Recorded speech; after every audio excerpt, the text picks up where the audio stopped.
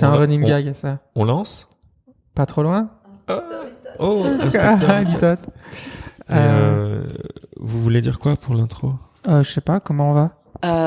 On dit bonjour, bienvenue. Bah voilà, bonjour. Comme d'habitude, hein, pendant qu'on essaye de trouver l'intro, moi j'ai branché le podcast. Donc c'est parti. C'est parti. C'est le running gag de l'intro. Exact. Est-ce qu'on doit encore dire comment ça a été Vous avez pensé quoi, vous, de l'épisode précédent? Vu qu'on l'a enregistré il y a à peu près 30 secondes, on n'a pas de recul dessus. Non. Non. Donc, moi, fait, ça m'a rappelé qu'on voyage pas des masses pour le moment, donc. Ouais. Je suis en descente. Ok. Bon, on va voyager beaucoup plus maintenant parce que le sujet du jour, c'est un sujet qui devait être présenté par Pierre, mais qui n'est malheureusement pas là aujourd'hui. Ah ouais? Les bon stylos, c'était Pierre? Tu racontes Non, n'importe quoi. c'est Maureen, les C'est stylos. moi les Ah, mais stylos big. Non, Pierre, Les c'était stylos big. le prochain épisode sur l'amicale. je raconte n'importe quoi. Ah là là. Mais L'organisation est à son paroxysme. Bref, c'est ça. Mais, tout ça pour dire qu'aujourd'hui, c'est Maureen qui a les rênes. Exactement. Ouais. Enfin, doucement, hein, du calme. Hein. Bah non. Ouais, non. Bah, Ouais. en tout cas, moi j'avais très envie qu'on discute ensemble de quel est notre outil d'écriture favori sur nos différents carnets, parce que je sais que j'ai mes petites addictions, manies, je ne sais pas comment on peut dire ça. Habitude. Oui, voilà. Et mes petites habitudes. Oui. Et du coup, je voulais connaître les vôtres et voir si c'était aussi psychorigide que moi ou si c'est un peu, on s'en fout. Un truc qui est écrit, ça me va. Ouais. Ou... Alors moi, je veux pas du tout spoiler, mais c'est carrément psychorigide. Ouais, ok. Ouais. Ouais. Ah. Moi, Bienvenue par au club. contre, comme souvent, je suis toujours en recherche. En fait, je me rends compte, c'est le 3e podcast qu'on fait et je suis le mec en recherche, le gars qui sait pas. Et tu fais quoi? Bon, je sais pas du tout. J'essaie Je sais pas, mais je le fais. Voilà, je suis embrigadé dans un C'est ça. truc et je dois parler de trucs qui sont même pas définis dans ma tête, mais Benjamin recherche. voilà. Ok. Ben vas-y, Maureen, on t'a coupé, hein, mais.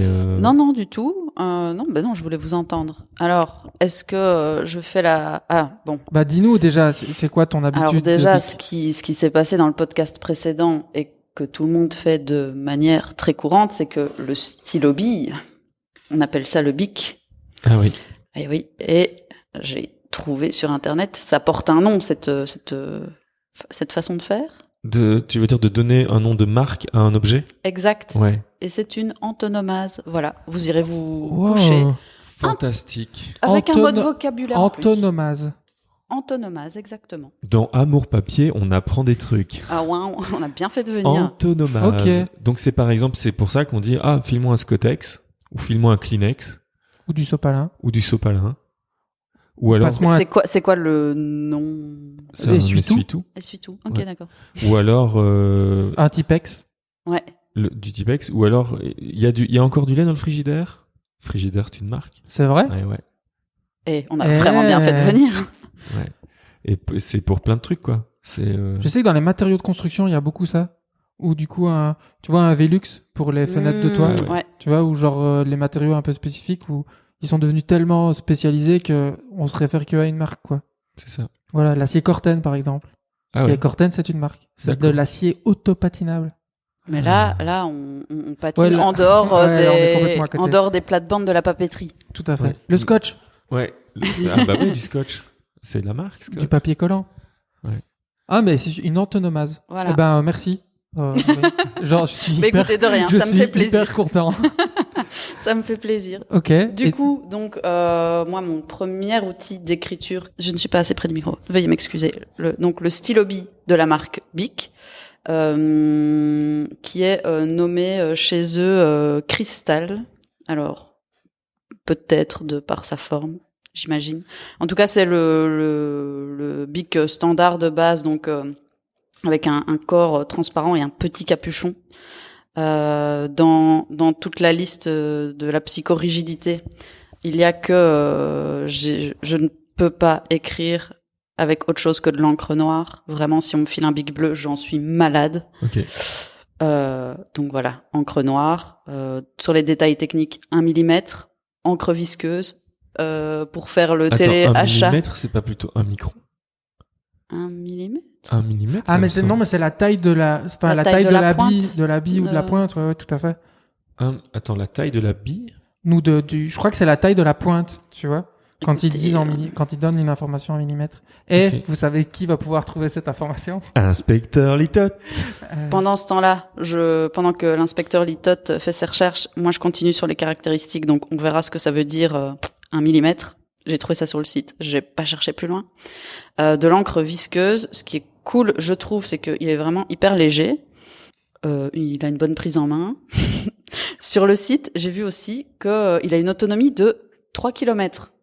Ah, donc tu peux faire une ligne de 3 km. Tu peux faire une ligne de 3 km. J'ai trouvé ça assez incroyable. Et c'est vrai que ça tient assez longtemps.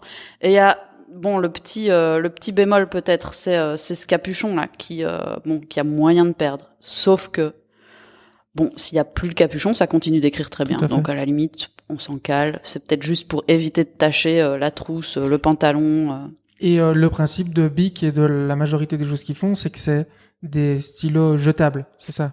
Et oui, et donc ça, effectivement, c'est pas hyper éco-friendly, mais bon, alors après, je sais pas si c'est pour se donner bonne conscience. En tout cas, j'ai vu sur le site qui disait que malgré tout, ils sont certifiés NF Environnement, ça veut dire qu'ils utilisent le moins de matériaux possible quand même dans la construction. Pour que ce soit peut-être du dit revalorisable objet. après. Ok.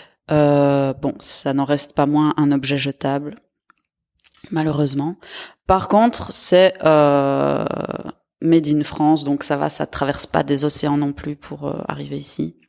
Voilà. Et surtout, c'est aussi très économique, c'est genre 52 cents, un truc comme ça. Donc bon, je les achète en grosse boîte, quoi. Et, moi, j'ai peut-être, je sais pas, j'ai jamais su si c'était vrai, mais j'ai toujours trouvé cette information complètement dingue sur ces bics jetables cristal. C'est qu'ils ont un capuchon qui est particulier, qui est ouvert aux deux extrémités. Et est-ce que vous savez pourquoi? Je sais pas du tout si c'est vrai, mais cette information, je la trouve plutôt rigolote. Je pense que je l'ai su, mais j'ai oublié. Vas-y. En fait, c'est que pour que si tu l'avales, tu puisses t'étouffes continuer pas à avec. respirer. Oh. Mais je vous avoue très honnêtement que je sais pas si c'est vrai, mais j'aime croire que c'est vrai.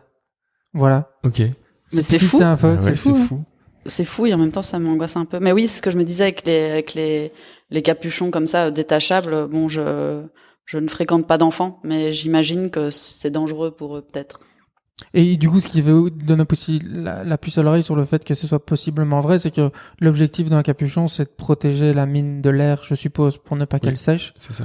Et donc, ce serait un petit peu bizarre de faire un trou dedans, mais comme Eh tu bien l'as dit, là, oui, comme je l'ai dit, mais surtout, petit point histoire. Alors, parce que j'ai été chercher, au-delà de la marque Bic, l'histoire du stylo Bic. Donc, c'est une idée qui vient à la base d'un Américain qui s'appelle John J. Loud, qui a été attesté par un brevet qu'il a déposé en 1888. Mais c'était pas hyper au point. C'était l'idée de départ, quoi, mais bon, c'est pas top.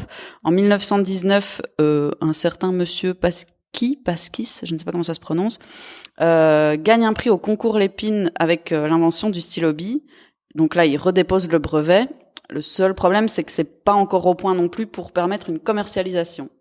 30 ans plus tard, débarque un journaliste hongrois du nom de Laszlo Biro, qui est aidé par son frère chimiste pour améliorer donc 3 axes de l'idée, l'encre, la bille et le dispositif d'alimentation.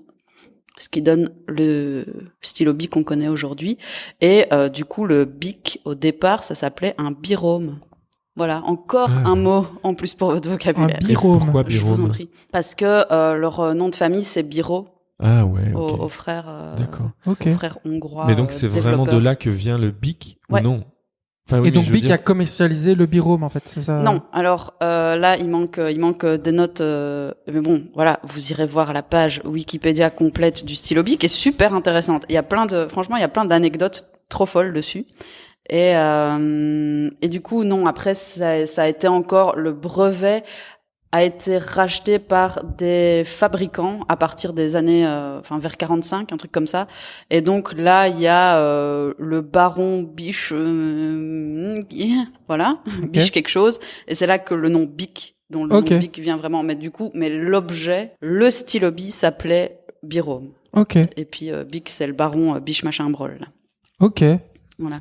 C'est fou. Et il y a un truc aussi fou dans les anecdotes, je l'ai l'ai pas noté, donc je l'ai plus de manière exacte, mais en fait, ça a commencé à exploser, genre à être trop la folie de tout le monde adore les stylobies, parce que ça a été popularisé par les stewards et tous les gens en fait qui travaillent dans l'aviation.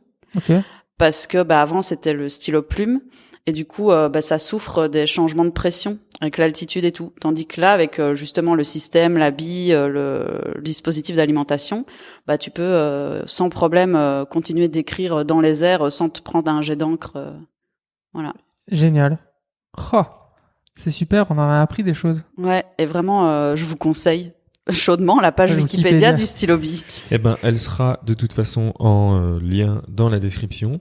Alors moi, je vais digresser par rapport à deux choses. Sur la chaîne TED, la chaîne YouTube de TED, il y a un petit reportage qui fait un peu moins de 10 minutes sur l'histoire du crayon et pourquoi on adore le crayon. On y reviendra peut-être dans un prochain épisode. Mais tant qu'à faire, vous pouvez déjà aller le voir. Comme ça, vous aurez pas besoin d'écouter le prochain épisode sur le crayon. Ça, c'est une chose. Et puis, ce Bic, ça me fait penser qu'on a des amis, un bureau de design, mais du design objet, design industriel, qui s'appelle Big Game, qui était un bureau, qui existe toujours, un bureau de design fabriqué par un Belge, un Français et un Suisse, qui maintenant est installé en Suisse. Mais donc, nous, forcément, on connaissait très bien le Bruxellois, j'ai dit belge, bruxellois, ouais, donc, Elric Petit, qui était un copain de l'époque. Et en fait, un de leurs premiers projets qui les a un peu propulsés, en tout cas, qui les a rendus visibles sur le terrain du design, c'était une collection qui s'appelait genre Nouveau Riche ou New Rich ou un truc comme ça, où ils prenaient des objets usuels du quotidien et ils les magnifiaient avec un petit détail. Et par exemple, ils ont sorti une Swatch qui était vraiment toute simple, toute noire, avec le petit bitonio dans lequel tu rentres le bracelet, tu sais, pour pas que le bracelet. Ce petit truc-là était en or. Et ils ont notamment sorti le stylo le Bic dont tu parles, avec le capuchon qui est en or. Et donc, et voilà. Et donc, il y a eu cette version de Big Game du stylo qui est pas cher, en version un peu plus chère, avec le capuchon en or. Génial. Donc, voilà. Ça, c'était pour les deux petites digressions. Tout ça sera en lien, évidemment, dans la description du podcast. Et donc ça c'est ce que j'utilise vraiment au quotidien le Bic donc. Ouais, le Bic pardon. Quand j'écris, que ce soit dans mon agenda, dans mes carnets, etc. Par contre, j'ai un deuxième outil, mais là je vais passer beaucoup plus vite dessus. C'est le Pilot V-Sign Pen version médium. Donc là c'est 2 mm dans les caractéristiques, mais je ne sais toujours pas exactement à quoi ça se rapporte. En tout cas, c'est beaucoup plus épais pour écrire. C'est de l'encre liquide. Il y a aussi un endroit transparent donc qui permet de voir le niveau d'encre et un joli est-ce que je sais l'ouvrir d'une main? Non. Voilà. Une jolie spirale pour réguler l'afflux d'encre pour que ce soit assez régulier. Et là, c'est un feutre par contre. Et ce qui est cool, ce que j'aime bien dans celui-là, au-delà de l'épaisseur, c'est que la pointe est vraiment hyper résistante parce que pour avoir testé d'autres feutres, à la longue, la pointe, elle part un peu en cacahuète. Et celle-ci, elle est vraiment extrêmement résistante. Je trouve l'autonomie pas dingue. Mais voilà, enfin surtout pour 2 €. Ça coûte quand même 2 €, c'est pas donné. C'est aussi jetable, mais par contre, j'ai vu que sur YouTube, il y avait moyen de hacker pour le remplir toi-même. Donc, je l'ai pas encore fait, mais je vais investiguer ça. Ah ouais, inspecteur Litton. et voilà. Et par contre, là, du coup, c'est la maison pilote. Donc, en voyant ce que vous avez sorti, je vous passe la parole. Oui, parce que toi, Damien, tu parlais d'une obsession psychorigidienne. Oui. Alors, ouais, moi, c'est celui que je vais présenter, c'est le Pilote G2, mais en 0.5.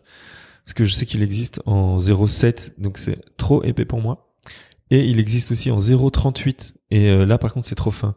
Même si je sais que... je l'ai pas testé, mais j'ai regardé des tests du 0.38. Et il est quand même assez solide. Parce que souvent, les stylobies qui sont très fins, la pointe est quand même assez fragile et tu peux vite la plier ou tu peux vite casser le truc et donc tu sais plus vraiment écrire. Et là pour moi donc le Pilote G2 0.5, il est assez tout terrain. Parfaitement adapté à la taille de mes lettres et de mon écriture et surtout au papier que j'utilise dans les différents carnets. Et voilà, donc moi je l'ai adopté il y a genre à mon avis 5 ou 6 ans je crois. Et je n'achète que celui-là. Et là depuis peu, j'ai même maintenant je rachète des recharges. Donc celui-là est rechargeable. Voilà, donc celui-là il est rechargeable. Donc là je vais le faire en direct. On l'ouvre et dedans il y a une mine. Enfin une recharge. On peut lire dessus qu'il est écrit France. Et donc ça c'est par rapport à ce que tu disais tout à l'heure, c'est que en effet Pilote, donc qui est une société japonaise fondée dans les années 1918 donc au Japon, a 3 usines au Japon, probablement d'autres partout dans le monde, mais il y en a une en France, à Annecy, ce qui fait que je pense que le stylo Bic que j'ai en main n'a pas lui non plus. Je vois ici Pilote France, même sur le stylo lui-même. Donc à la fois la cartouche et le stylo lui-même ont été fabriqués en France, ce qui est quand même pas mal. Comme ça n'a pas traversé le monde entier. Et voilà, donc là le Pilote G2 est noir aussi évidemment parce que voilà, tu vois, par contre sur le mien il est mis Japan. Ah bah voilà. Ouais, donc lui il a vraiment pris l'avion quoi. Tout à fait, et sur le mien aussi il est écrit Pilote Japan sur je sais pas comment on appelle cette espèce de petite ça doit avoir un nom hein. Certainement. Le truc pour pour le glisser dans glisser dans la poche. Mais alors, je vais vous dire ceux qui sont fabriqués à Annecy en France, c'est le Fineliner, le V5, le V7, le G1, le G2 et puis le G2 Pixie et le G2 fou, parce que moi j'ai un Fineliner qui est fait au Japon. Ah bah ouais. Donc voilà. Eh ben, mais tu l'as pas acheté au Japon? Non. Ah, ok. Bah ouais, donc normalement le Fineliner il est fabriqué en France. Peut-être que c'était une fin de stock avant qu'il est fabriqué en France. Peut-être. Ouais, peut-être. Ouais, après peut-être qu'il est écrit Japan dessus parce que c'est le Pilote qui est une société japonaise, mais ça veut peut-être pas dire Made in Japan, tu vois. Moi il est mis Pilote France. Ok. Donc à mon avis le tien doit vraiment venir du Japon. Ah là là, ça me fait mal au cœur. Donc ils ont une certaine gamme. Ça veut dire que Pilote a une certaine gamme qui est fabriquée en France et le reste est fabriqué ailleurs. Ouais, c'est ça. Okay. Ouais, je pense qu'ils doivent avoir des usines un peu partout, quoi. Et en noir aussi, évidemment, puisque j'écris rarement dans une autre couleur. Super. Et du coup, moi, mon Pilote, moi, du coup, c'est le Fineliner, mais c'est pas vraiment un stylo B, c'est plus un feutre / marqueur avec une pointe très très dure. Et voilà, j'écris parfois avec ça. Et je le trouve vraiment chouette parce qu'ils permettent de faire des traits plus ou moins épais. Donc voilà, moi c'est un truc que j'utilise majoritairement, c'est celui-là. Et sinon, je voulais parler de deux autres types d'outils pour écrire. Le premier, c'est un que j'utilise vraiment du coup beaucoup parce que on en a plein en fait dans nos tiroirs ou dans nos boîtes à crayons. C'est tous ces bics / stylo B promotionnels qu'on nous a donnés. Et donc moi j'essaye depuis un petit temps de les utiliser parce que je me suis rendu compte que je les accumulais dans une caisse et qu'ils étaient là et ils servaient à rien. Et donc du coup après ils ont souvent une autonomie très très faible du fait que je suppose que comme c'est plus un support marketing de publicité, de promotion, ils font des économies en mettant pas trop d'encre dedans. Donc je change souvent. Et du coup aussi je suis tributaire de la couleur que les personnes ont choisi de mettre dedans. Donc là pour faire un lien avec Amour, Gloire et Chips il y a quelques temps ou de plus tard. D'il y a une semaine. De la semaine dernière. C'est un Hors Coffee, voilà, que j'ai et que j'utilise pour le moment et voilà, c'est des bics super classiques. On n'a aucune information sur ce qu'ils sont, mais voilà, j'essaye de limiter le stock plutôt que d'en racheter. Tout à fait. D'utiliser le stock que j'ai. Du coup, j'en profite pour passer un message à tous les gens du marketing de tous les endroits qui ont décidé de faire des bics. Choisissez de l'encre noire, merci. Voilà. ou ne faites plus des bics. Et un troisième truc, j'y pensais quand vous discutiez, c'est un type d'outil pour écrire qui est très particulier, que j'ai été forcé d'utiliser pendant les études d'architecture. Je crois qu'on en a déjà parlé, Damien. C'est le rotring. Les rotrings. Rien qu'entendre ce mot, j'ai des frissons dans le bas de la figure. Mais je pense qu'on fera un épisode sur le rotring. Sur le rotring. Ah, ok, donc je vais pas en dire plus, mais c'est les différentes épaisseurs, l'obligation de recommencer tes plans quand t'as fait une petite tâche. Parce que en plus, ça glisse pas très bien dans mes souvenirs. Non, c'est l'enfer. C'est l'enfer, ça glisse pas. C'est contre-intuitif. Et il y a vraiment Après, je sais pas si les plans sont encore dessinés à la main maintenant, mais il y avait vraiment une espèce de c'est quoi le mot que je cherche, de protocole où les lignes de je sais plus quoi doivent être en 0,5, les lignes de je sais pas quoi doivent être en 0,3.